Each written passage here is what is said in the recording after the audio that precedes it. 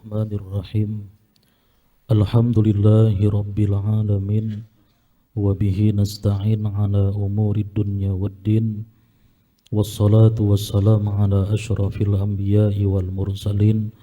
Sayyidina wa maulana Muhammadin wa ala alihi wa sahbihi ajma'in. Amma ba'du. Yang sama-sama kita muliakan, yang kita cintai para habaib dan para alim ulama, guru-guru agama, para asatiz, para muhibbin, hadirin wal hadirat rahimakumullah.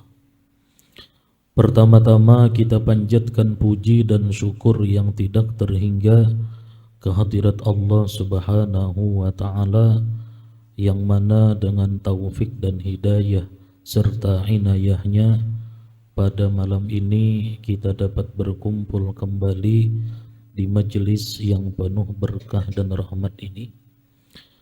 Kemudian salawat dan salam tak lupa kita haturkan atas junjungan kita Nabi besar Muhammad sallallahu alaihi wasallam dan seluruh keluarga, para sahabat, zuriat dan pengikut beliau ila yaumil qiyamah.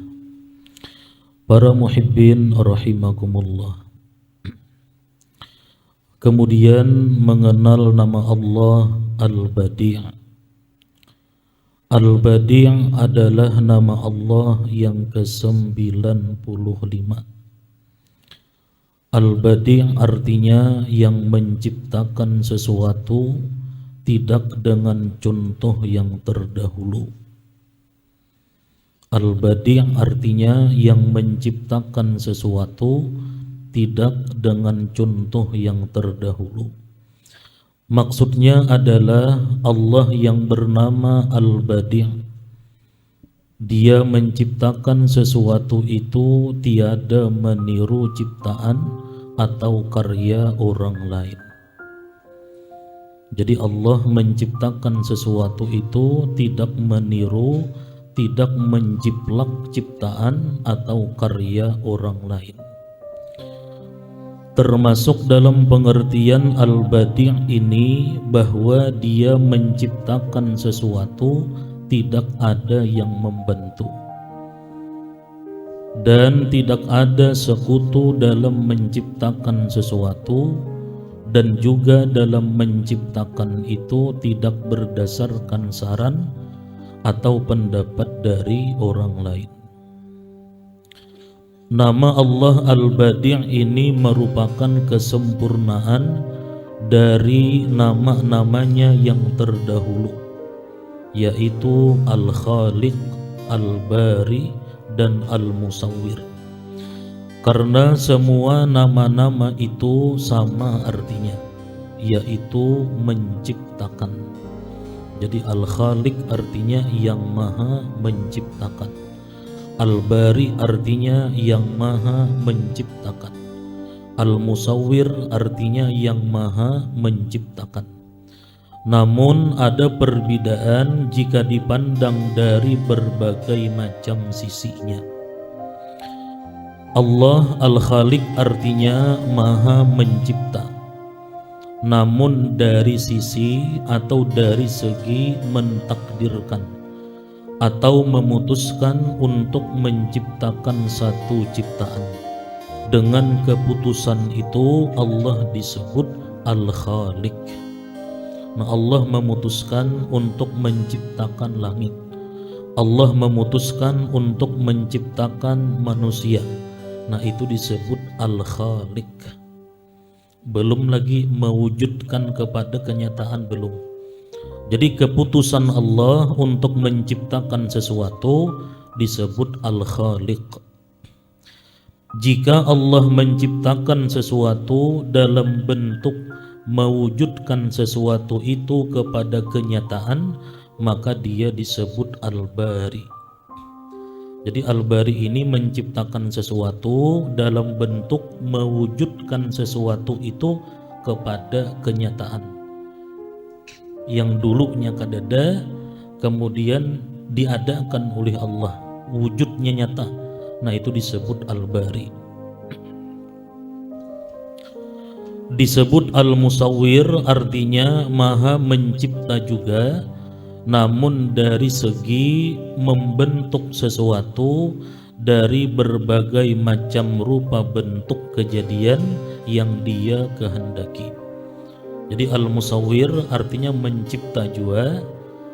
Nah, cuman dari sisi Allah itu membentuk sesuatu dari berbagai macam rupa bentuk kejadian yang dia kehendaki.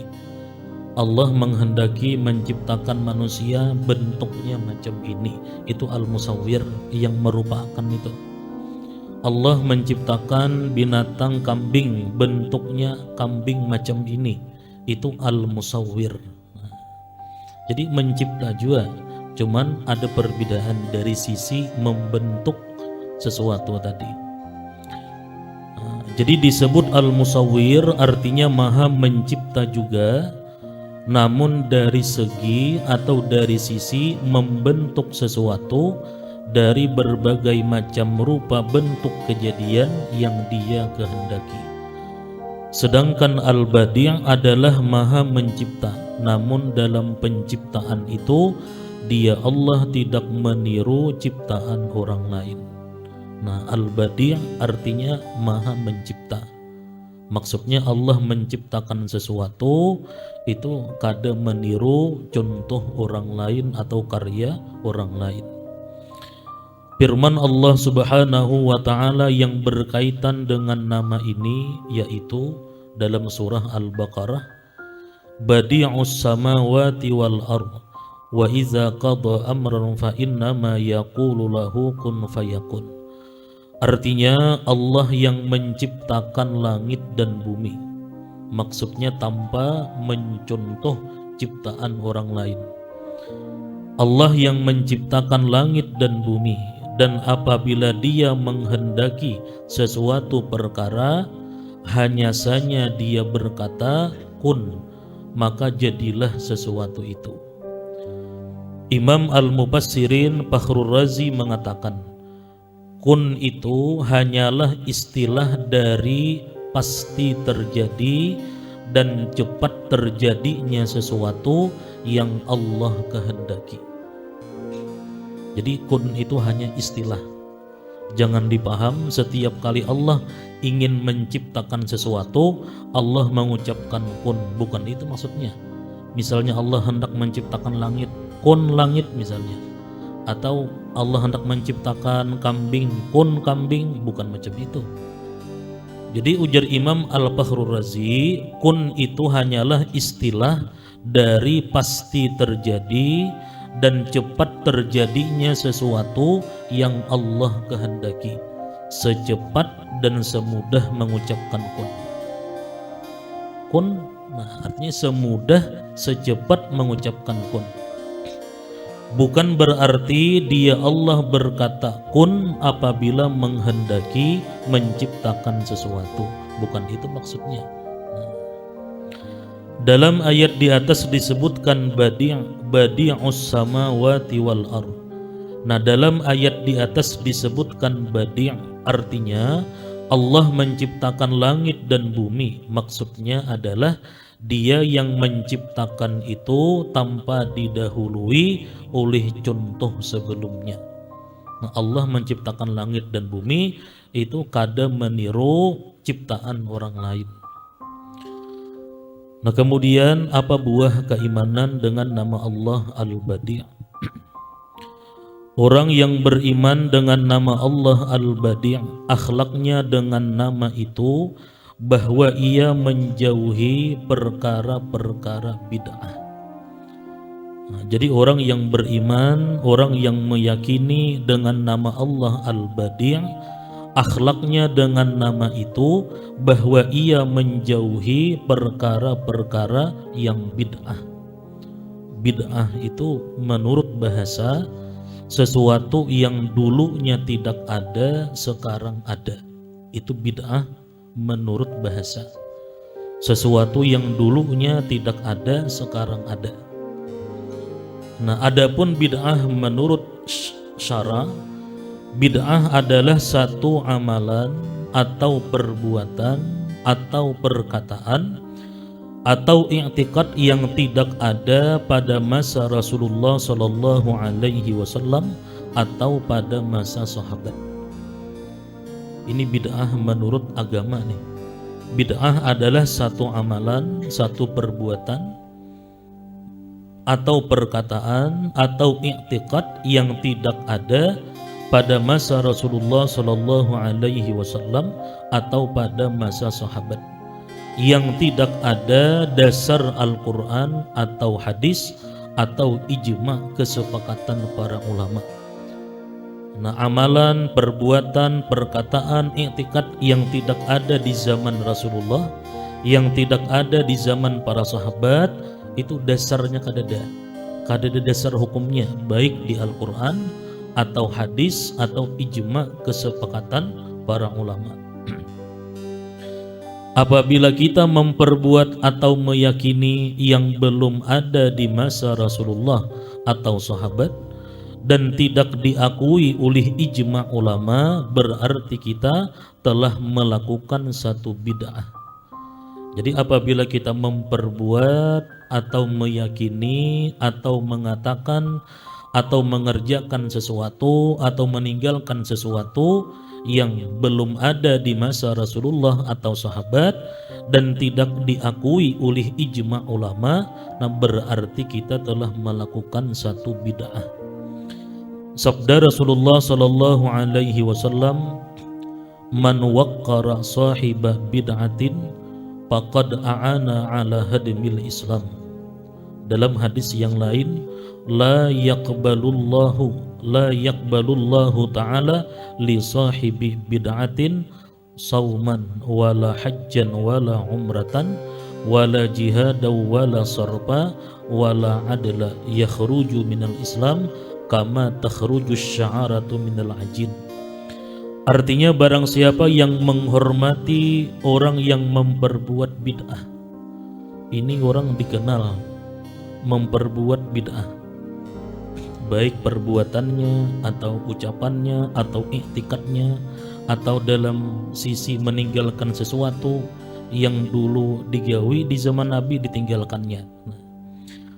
Barang siapa yang menghormati orang yang memperbuat bid'ah, sungguh ia telah membantu menghancurkan Islam.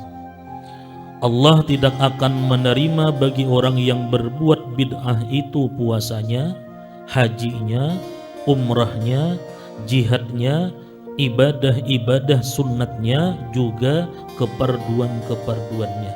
Kada diterima oleh Allah.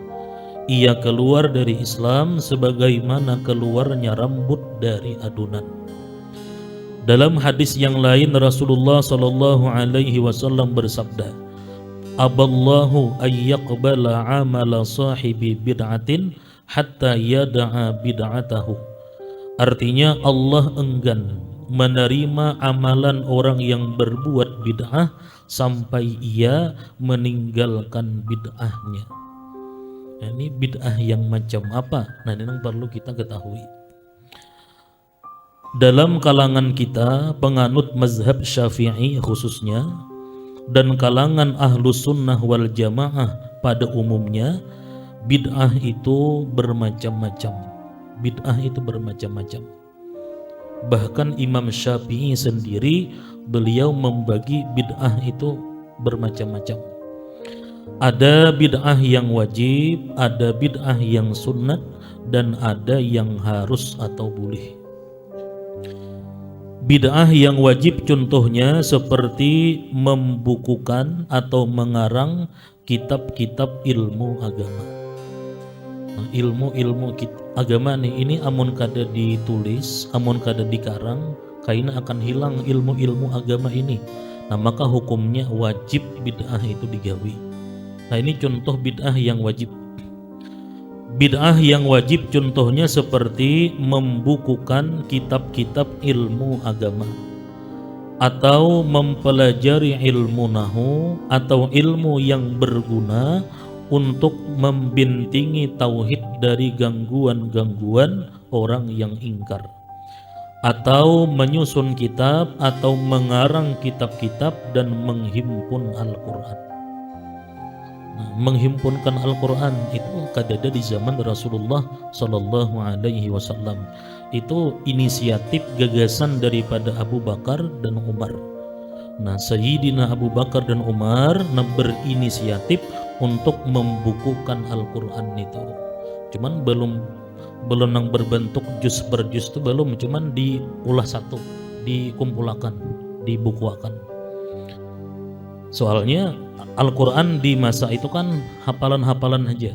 Nah, kemudian gagasan inisiatif Abu Bakar dan Umar untuk menghimpun Al-Quran tadi.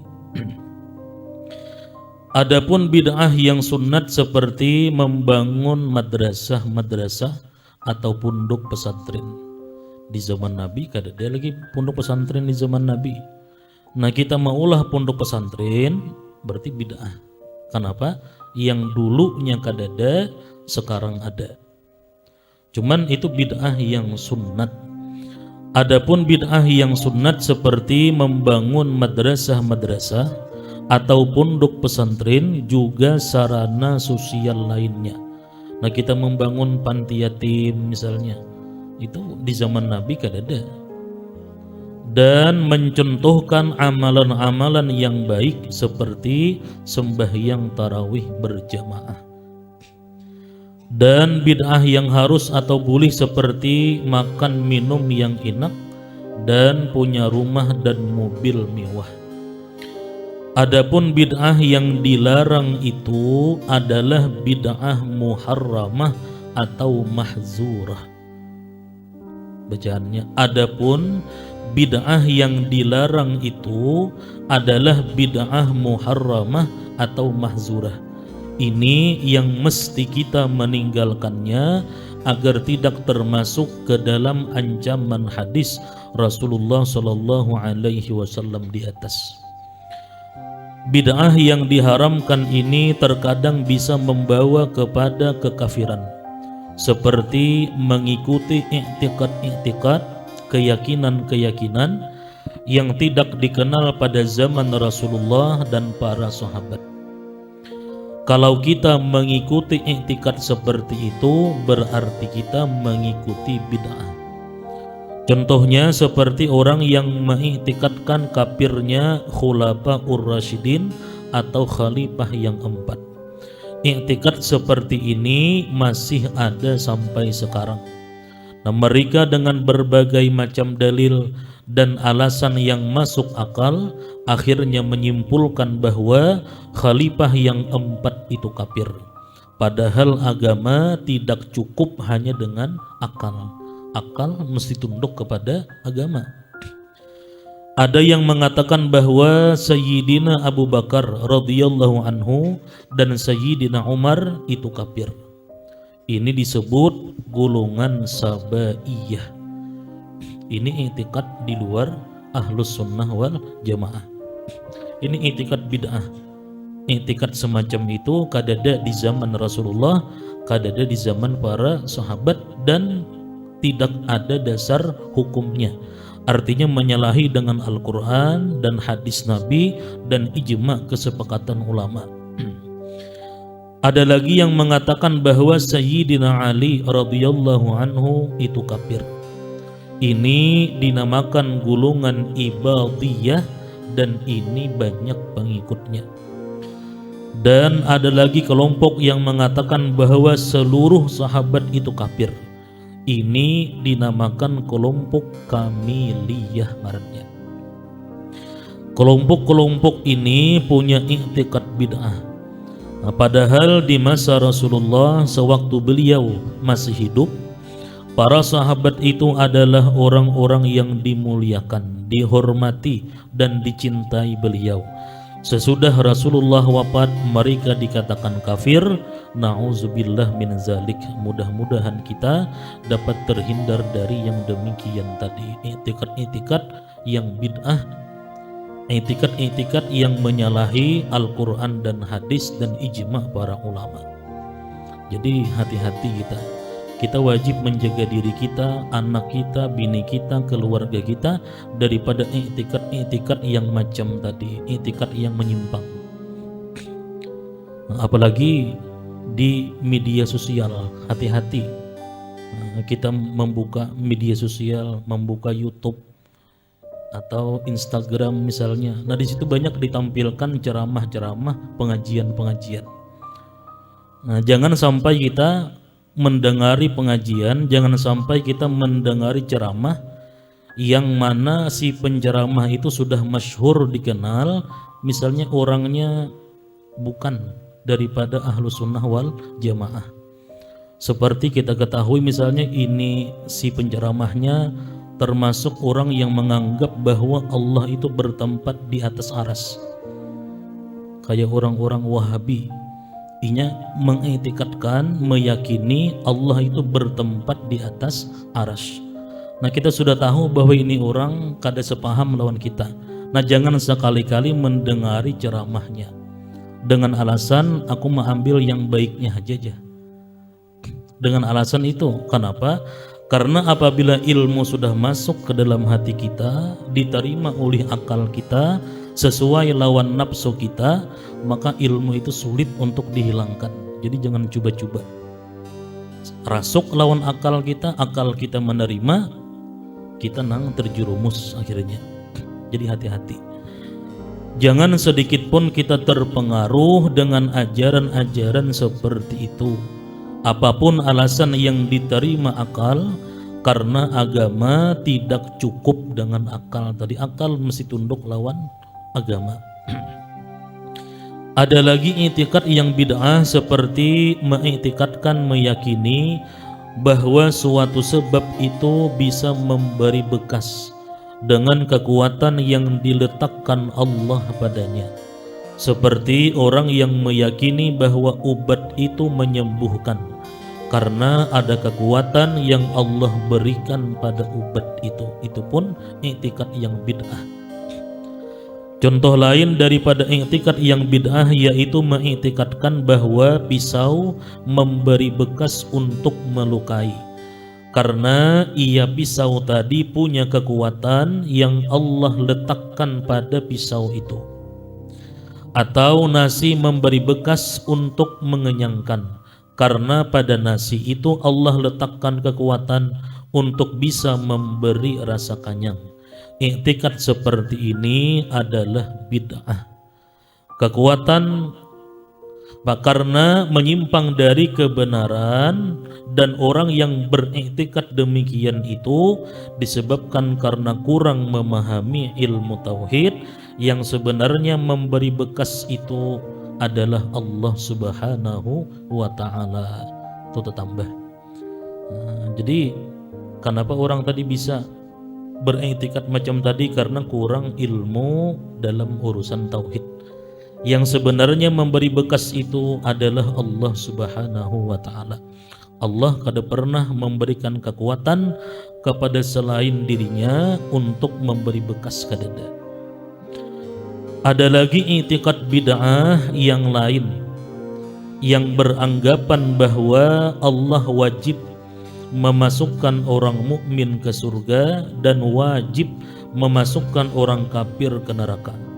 Padahal yang demikian itu harus atau boleh saja bagi Allah Subhanahu wa ta'ala. Ada kelompok yang lain yang mengiktikadkan bahwa Allah wajib berbuat salah wal aslah, atau berbuat yang baik dan yang terbaik kepada hambanya. Ini paham Mu'tazilah di luar ahlu sunnah wal jamaah juga. I'tikad macam itu i'tikad yang bid'ah. Padahal yang benar adalah bahwasanya Allah harus atau boleh saja berbuat apa saja yang dikehendakinya kepada hambanya. Tidak ada yang wajib diperbuat Allah dan tidak ada yang mewajibkan. Kadada sesuatu yang mewajibkan Allah mesti memperbuat ini kadada. Ada lagi i'tikad bid'ah yang lain, yaitu mengiktikadkan bahwa sesudah Nabi kita Rasulullah Shallallahu Alaihi Wasallam masih ada Nabi. Inya meyakini sesudah Nabi kita itu ada lagi Nabi. Ada lagi i'tikad bid'ah yang lain, yaitu mengiktikadkan, meyakini bahwa sesudah Nabi kita Rasulullah Shallallahu Alaihi Wasallam masih ada Nabi. Ini i'tikad sangat nampak sesatnya. Itu contoh perkara-perkara bid'ah yang berkaitan dengan i'tikad. Nah, kemudian perkara-perkara bid'ah yang berkaitan dengan perbuatan pulang. Adapun contoh bid'ah perbuatan yaitu seperti orang yang puasa wisal. Wisal itu puasa terus menerus 24 jam. Orang yang mestinya ketika masuk maghrib buka puasa, inya kada. Ia menyangka bahwa yang demikian itu lebih afdal daripada orang yang berbuka waktu maghrib. Nah, disangkanya baik. Jadi orang berbuka maghrib inya kada berbuka. Karena bila sahur sekaligus berbuka. Nah, itu disangkanya semakin lawas puasa, semakin banyak pahalanya, padahal luput. Nah, ia menyangka bahwa yang demikian itu lebih afdal daripada orang yang berbuka waktu maghrib.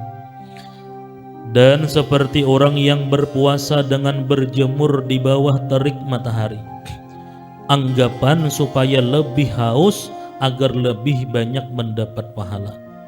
Orang bilanya puasa hari panas benaung, ini kada. Hari panas berjemur, ujarnya anggapannya bilanya makin uyuh puasa makin banyak pahala. Nah, ini perbuatan yang bid'ah juga, tidak ada di zaman Nabi, tidak ada di zaman Rasulullah, dan tidak diakui oleh ijma ulama. Dasar hukumnya kada ada. Dan seperti orang yang menggundul rambut kepalanya, ia menyangka bahwa bergundul itu satu ibadah. Bila rancak bergundul terbanyak pahala, itu dianggapannya. Nah, seperti orang yang menggundul rambut kepalanya, ia menyangka bahwa bergundul itu satu ibadah.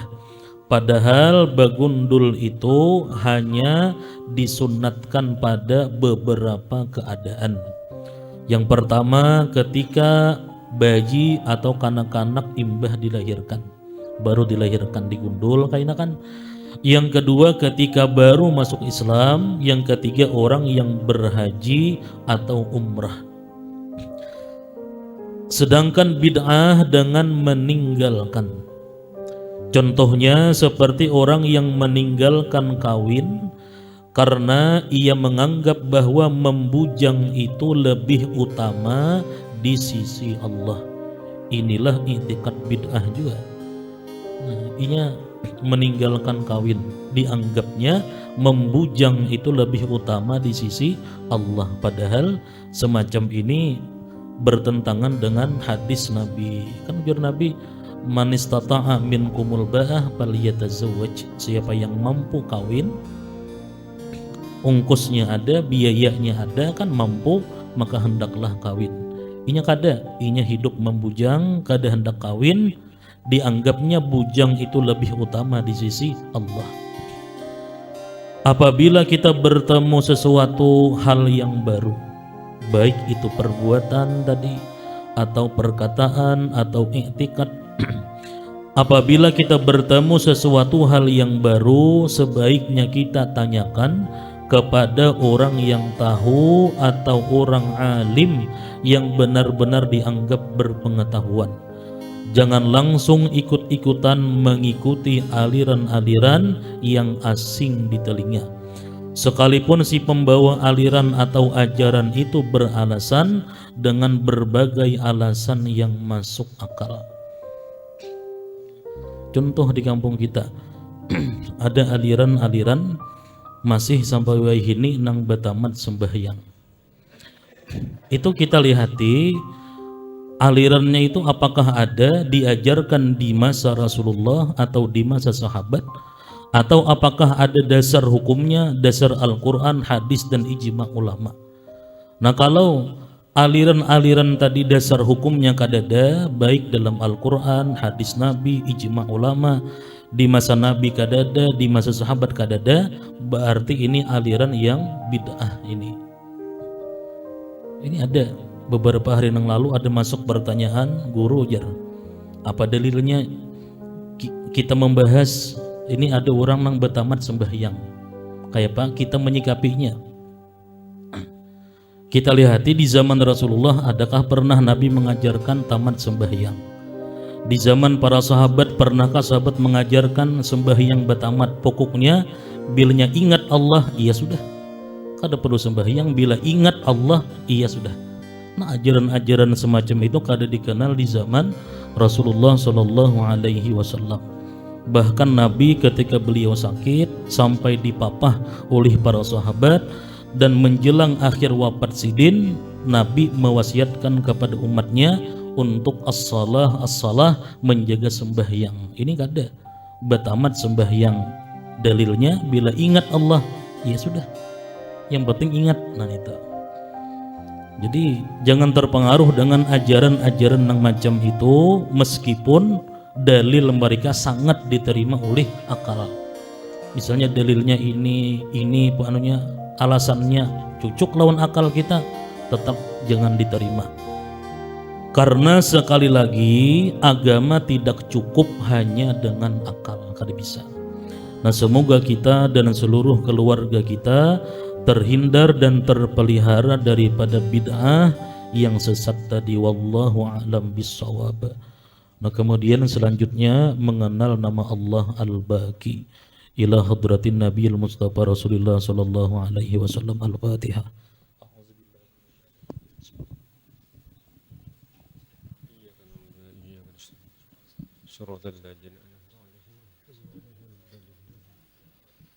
Bismillahirrahmanirrahim. Alhamdulillahi rabbil alamin wassalatu wassalamu ala asyrafil mursalin sayyidina Muhammadin wa ala alihi wa sahbihi ajma'in. Allahumma ighfir lana dzunubana wa liwalidina warhamhum kama rabbawna shighara wa li jami'il mu'minina wal mu'minat wal muslimina wal muslimat al ahya'i minhum wal amwat bi rahmatika ya arhamar rahimin. Allahumma inna nas'aluka ziyadatan fid din wa barakatan fil umur wa syahadatan bil jism wa sa'atan fir rizqi wa taubatan qabla al maut wa syahadatan 'inda al maut wa maghfiratan ba'da al maut wa 'afwan inal hisab wa amalan minal 'adzab wa nasiban minal jannah wa razuqna an-nadhara ila wajhikal karim. Rabbana hab lana min azwajina wa dhurriyyatina qurrata a'yun waj'alna lil muttaqina imama. Rabbana la tuzigh qulubana ba'da idh hadaytana wa hab lana min ladunka rahmah innaka antal wahhab. Rabbana atina fid dunya hasanah wa fil akhirati hasanah wa qina adzabannar. Wa sallallahu ala sayyidina wa Muhammadin wa ala alihi wa sahbihi wa sallam. Walhamdulillahi rabbil alamin. Taqabbalallahu minkum.